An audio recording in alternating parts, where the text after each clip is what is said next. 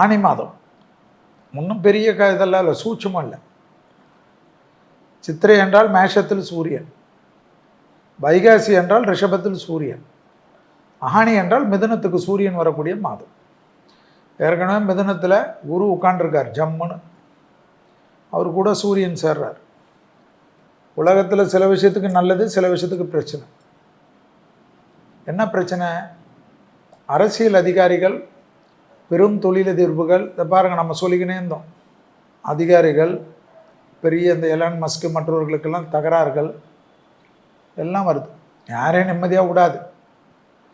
ஏன்னா மீனத்தில் சனி இருக்கிற காலகட்டம், மிதுனத்தில் குரு இருக்கக்கூடிய காலகட்டம். இந்த ஆனி மாதத்தில் தலைவர்கள் உயிர்களுக்கு ஆபத்து ஏற்படும். அவங்க ஹெல்த்தெல்லாம் திடீர்னு பார்த்துக்கலான்னா டக்குன்னு கோமா கீமான்னு போயிடுறது. எதிரிகள் டக்குன்னு அசால்ட்டாக எதிரிகள் உடைய இலக்குக்கு பாதிப்பார் உலகத்தில் இருக்க எல்லாருக்குமே.